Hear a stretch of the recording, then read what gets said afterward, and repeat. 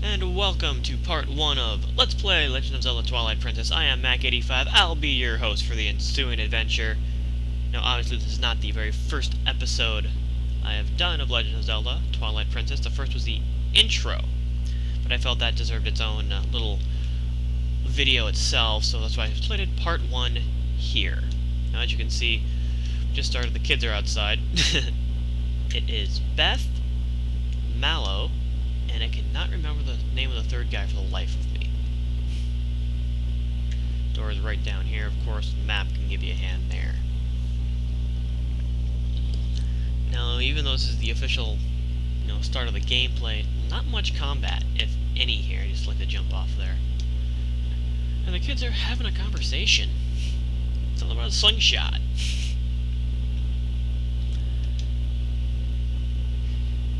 Now, you may have noticed that whenever Mallow talks, his text is rather small. I don't know if that's a crack at his height, or if he just talks softly. They mentioned the slingshot, they don't have the money for it. What are you gonna do? I don't know. But Beth's store. Oh, going to town. The store is to your left. It's the building with the weather vane and the red roof. It's the store. Also has a cat door. Oddly enough.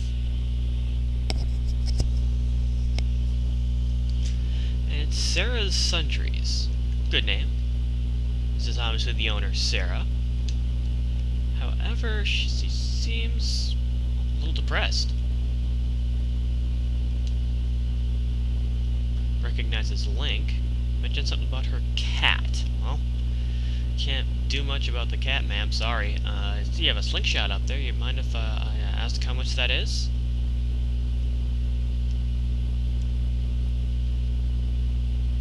Yeah.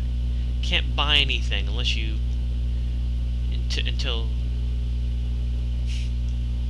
until the issue with the cat is solved. You can't buy anything at the shop. You may be asking yourself, well, why do I have to get anything at the shop? Why can't we just move on?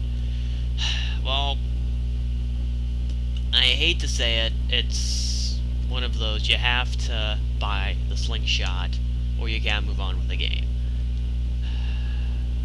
It's kind of annoying, but yeah. Now we get a little more instructions. Kind of interesting how they do it. He mentions he needs to at least bring something back, since his wife's in such a bad mood. But he instead ticks off the bees. Good thing they're not killer bees. But yeah, the C-stick, there it is right there. So, yeah, we get to play problem solver. There we go.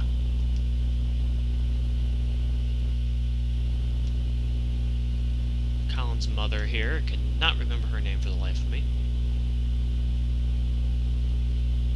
Mentions she can't find the baby cradle for the newborn. Kind of annoying.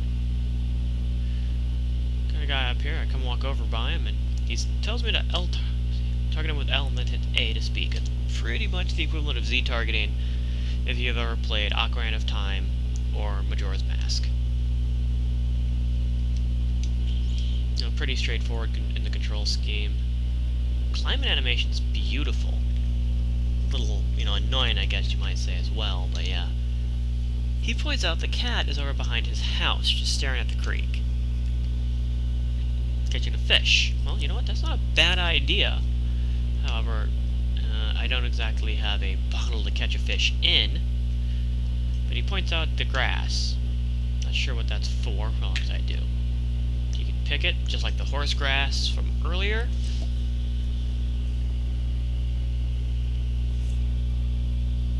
And anybody who has played Legend of Zelda Majora's Mask recognize that as the Song of Soaring. Beautiful, beautiful song there. Hey, you get a nice little hawk coming down for you. What do you do with it? Well, you got the crosshairs. And you had the guy before who wanted the beehive. Well, let's get it for him. Dink. You got the thing. That noise. The classic.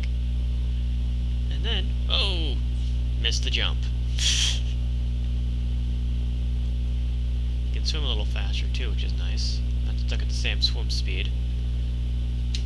And the water droplets coming off too is kind of nice. Using a hawk. That's brilliant! Apparently he's having trouble swimming. Note to self, learn to swim if you live by a lake.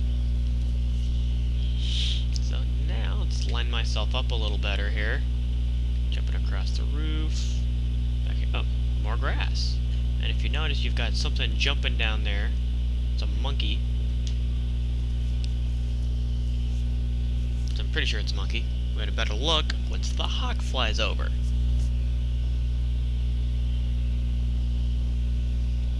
The animation for an incoming hawk is rather annoying at times, I'll admit, because it's long. So then we just gotta aim. You don't want to aim it right. Aim this right at the monkey. Aim it just above. Kind of put the bottom bar of the thing there, just right on top of the monkey, and then the hawk will fly and grab the cradle. Drop it off for Link to grab. Keep that in mind because you can actually use that with, you know, any hawk you may find. If you see something you want to grab, that's not a ruby. It doesn't work with rubies, sadly. I've tried it multiple times. So you just bring it over to Colin's mother, and she's all, "Oh, thank you!" Went through all the trouble of finding it, and then she remembers she has something she's supposed to give me. Now, you could wait for her slow ass, but the house is right over here. It's right up this hill. It's kind of one-bedroom place. All you have to do is run up there, and she'll immediately teleport to you. Very handy. Then we get the fishing rod. Little bamboo rod. No reel on it. Just a cane pole. Very flexible from the looks of things. And Colin made it. Which is kind of nice. Anyway. Now, about that cat. You know? You can fish from pretty much anywhere. You know, but it's best to go fishing off the dock. Got the cat over here. You can try and say hi to the cat. Doesn't want to.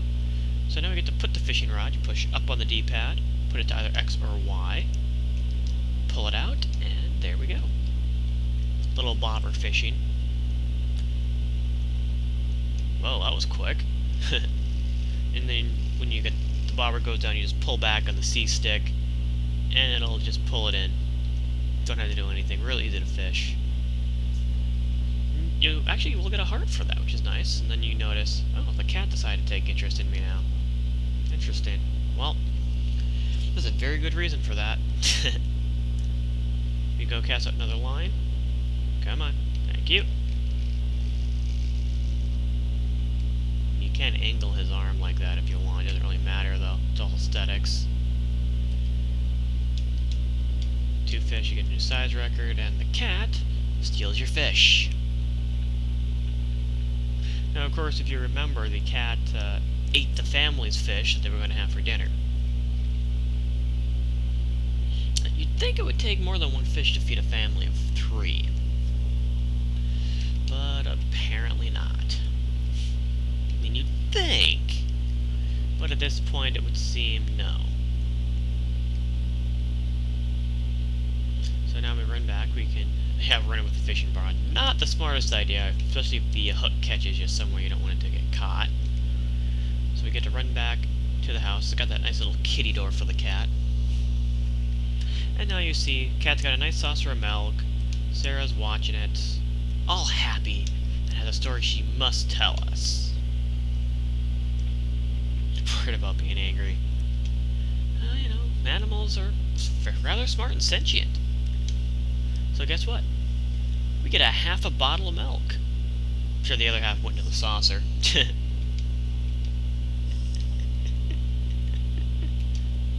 And you know what? We get a free bottle.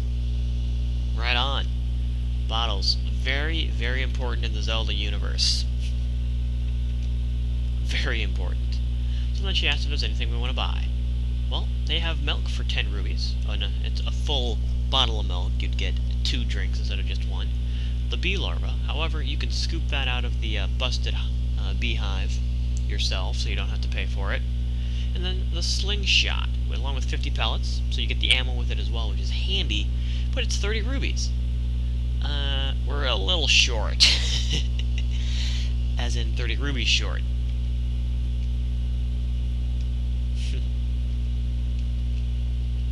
So as you can see, we have some issues.